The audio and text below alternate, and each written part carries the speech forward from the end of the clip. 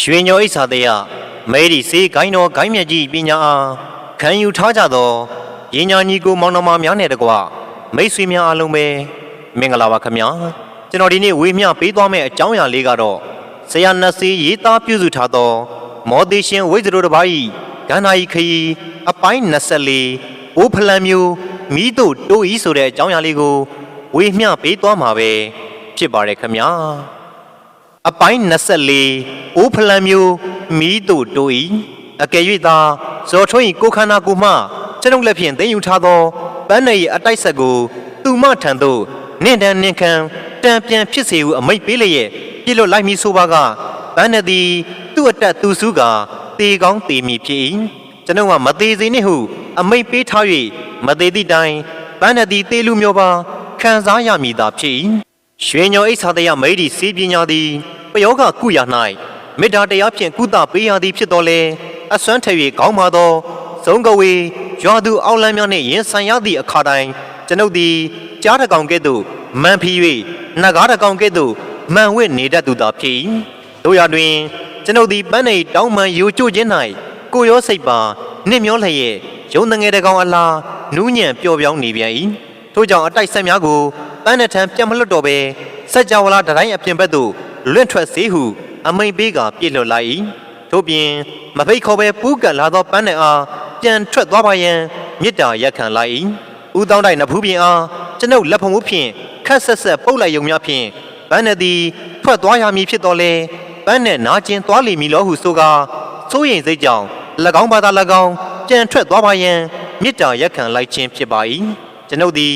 ပန်းနှပူးကပ်နေသောဦးတောင်းတိုက်ရှိရာနီးသို့သွား၍ကျေးဇူးပြု၍မင်းထွက်သွားပေးပါပန်းနှငါစကားကိုနားထောင်ပါငါလိုတဲ့အခါခေါ်လိုက်ပါမယ်အဲ့ဒီအခါမင်းလာပြည့်အောင်လာခဲ့ပါဟုအင်္ဂလိပ်ဘာသာစကားဖြင့်မေတ္တာရက်ခံလိုက်၏ကျွန်ုပ်၏စကားဆုံးတွင်ပန်းနှသည်တိမ်မွေ့စွာထွက်ခွာသွားလေ၏ထိုအခါဦးတောင်းတိုက်ပြန်လဲသတိလဲလာလေ၏ပန်းနှအားပြန်လဲထွက်ခွာခိုင်းရခြင်းမှာကာယကံရှင်ဦးတောင်းတိုက်၏သဘောတူခွင့်ပြုချက်နှင့်၎င်း၏အသက်နှင့်ခန္ဓာကိုယ်အားအနှံခြင်းမရှိသေးသောကြောင့်ဖြစ်၏ကာယကံရှင်မှကုသယံသဘောတူ၍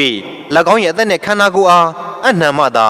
ပိုင်ပိုင်နိုင်နိုင်ကုသနိုင်မည်ဖြစ်၏ဦးတောင်းတိုက်သည်လွန်ခဲ့သောနှစ်အနည်းငယ်ကပင်စေယောဂါကိုဆရာဝန်နှင့်ပြကာထိုဆရာဝန်ပေးသည့်ဆေးများကိုတောက်ခဲ့ရသည်ဆို၏ထို့ကြောင့်ဇော်ထွန်းယူလာပေးသောဈေးချိုကိုဦးတောင်းတိုက်အားတိုက်ကာအနားယူစေ၏ဈေးတောက်ပြီး10မိနစ်ခန့်အကြာတွင်ဦးတောင်းတိုက်အိမ်မောကျသွားလေ၏အချိန်မှာညနေ9နာရီကျော်ခဲ့ပြီဖြစ်သဖြင့်ကျွန်ုပ်နှင့်စိန်မှုမောင်သည်ဇော်ထွန်းအားနှုတ်ဆက်ကရန်ကုန်ဘက်သို့ပြန်ခဲ့လေ၏ကျွန်ုပ်သည်အိမ်သို့ပြန်ရောက်သည့်အခါရေချိုးခြင်းကိုပြု၏ညစာစား၏ထို့နောက်ပန်းနှင့်ပတ်သက်နေသောကျွန်ုပ်၏မိတ်ဆွေဟောင်းဖြစ်သူဂါနာလူမဲကလေးဖရန်ကီထံသို့လက်ရှိဖြစ်ပြနေသောအကြောင်းချင်းရာများကိုရေးသားကာအီးမေးလ်ဖြင့်ပို့လိုက်၏ထို့ပြင်၎င်းဆက်သွင်းနိုင်ရန်ကျွန်ုပ်၏ဖုန်းနံပါတ်ပါထည့်ပေးလိုက်သည်ဖြစ်ရာ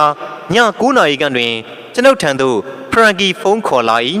ကျုပ်ပန်းနယ်လေးအခုတလောကျုပ်စီမရောက်လာလို့ဘယ်ပြောင်းနေပါလိမ့်ဆိုပြီးကျုပ်မှနေမထိထိုင်မသာဖြစ်လိုက်ရတာလက်စာတတ်တော့ပန်းနယ်ကကိုလူတို့စီရောက်နေတာပါလားဟုဖရန်ကီကမချစ်တင်ခဲ့တဲ့ဖြင့်ဆို၏ထို့ကြောင့်တေချာနားထောင်ဖရန်ကီအခုမင်းပန်းနယ်ကငါနဲ့ထိတ်တိုက်လာတိုးနေပြီမင်းအကူညီလိုတယ်အခုနောက်ပိုင်းမင်းနဲ့ပန်းနယ်ဖြစ်ပျက်သမျှအားလုံးငါ့ကိုကျေးဇူးပြု၍မချွင်းမချံပြောပြပါလားဟုကျွန်ုပ်ကတောင်းဆိုလိုက်ရာဖရန်ကီကအရင်တစ်ခါတုန်းကလည်းကိုလူတို့ပညာနဲ့ကျုပ်ပန်းနယ်လေးတည်ခဲ့ပြီးပြီဒါကိုတော့ကိုလူကမကြည်နပ်သေးပဲပန်းနယ်ရဲ့ဝိညာဉ်ကိုဘာများဒုက္ခထပ်ပေးအောင်ပါလဲကျုပ်တို့လင်းမယားကိုမခွဲပါနဲ့ကိုဆရာရဲ့ဟုပြောလေရာကျွန်ုပ်မှလွန်စွာအံ့ဩသွားရလေ၏ဘယ်လိုကျုပ်တို့လင်းမယားဟုတ်လားမင်းငါကိုနောက်နေတာတော့မဟုတ်တော့ပါဘူးနော်အိမ်မက်ကအိမ်မပဲဖရန်စစ်ဒီလိုအိမ်မမျိုးကိုတကယ်ထင်ပြီးဆွဲလိုက်ရင်ငါကောင်ကြီးမင်းဒုက္ခကောင်းကောင်းရောက်ပြီဟုပြောလိုက်ရာကိုဆရာသမားကိုကျုပ်ကနောက်ပါမလားဗျာကျုပ်နဲ့ပန်းနဲ့ကအရင်တော့ကအိမ်မက်ထဲကလင်မယားလွန်ခဲ့တဲ့ရက်ပိုင်းလောက်ကစပြီးအပြင်မှာကာယကံမြောက်ချစ်ပွဲနှွှဲခဲ့ကြတဲ့တကယ်လင်မယားတွေဖြစ်ခဲ့ပြီဗျဖြစ်ခဲ့ပြီဟုဖရန်စစ်ကအားပါတရပြန်ပြောလေ၏၎င်း၏စကားကြောင့်ကျွန်တော်၏ဦးကောင်းသည်ခြားခြားလဲသွားရလေ၏ကျွန်တော်၏စိတ်ထဲ၌ငါကောင်ဖရန်စစ်တယောက်တော့သူရောင်ဆွဲမိပြီယူရှာပြီဟုတွေးမိ၏ထို့ကြောင့်ပန်းနဲ့ကတေးခဲ့တာကြာပြီပဲဖရန်စစ်ရဲ့ဘယ်လိုလုပ်ပြီးမင်းနဲ့သူက ကာယကံမြောက်အကျဉ်လင်မယားဖြစ်နိုင်ပါတယ်လေမင်းကွာဟုစိုးရင်စိတ်ဖြင့်မေးလိုက်ထိုအခါဖရန်စစ်ကမစ္စတာနတ်ဆေးသိတဲ့အတိုင်းပန်းနဲ့ကျုပ်ကအိမ်မက်ထဲမှာတွေ့ကြရတာအိမ်မက်ထဲမှာတွေ့ကြရကချစ်သူဖြစ်လာကြတာချစ်သူဘဝနန်းရှုံထွေးဝေတာလဲအိမ်မက်ထဲမှာပဲချစ်သူတဘာဝအချစ်နဲ့ကြုံကြတာလဲအိမ်မက်ထဲမှာပဲအိမ်မက်ထဲမှာချစ်ကြတာဆိုပေမဲ့တကယ်ကိုအပြစ်မှာချစ်နေကြတဲ့အတိုင်းခံစားမှုရခဲ့တာပါမစ္စတာနတ်စီကျုပ်လေအိမ်မက်ထဲကပန်းနဲ့ရဲ့အထီးတွေကိုဆွဲလန်းလာတယ်ပန်းနဲ့ရဲ့အယူရဟာစားငံရည်လိုပါပဲတောက်လီငတ်မပြေဖြစ်လာပါရောအပြစ်မှာသာပန်းနဲ့အခုလိုချစ်ပွဲနှွှဲလိုက်ရရင်ဘလောက်များကြည်နူးစရာကောင်းလိုက်လေမလဲလို့ကျုပ်စိတ်ထဲ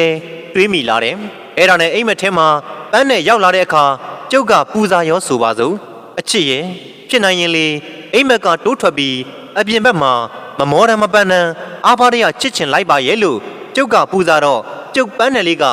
ငောင်သွားတယ်ဗျစဉ်းစားတယ်လို့လှုပ်လိုက်ပြီးတော့မောင်ကတကယ်ပဲတွေ့ကျင်နေတာလားတကယ်ရောတွေ့ရဲ့လို့လားဟုမေးပါလေရောကျွန်တော်ဤမိတ်ဆွေ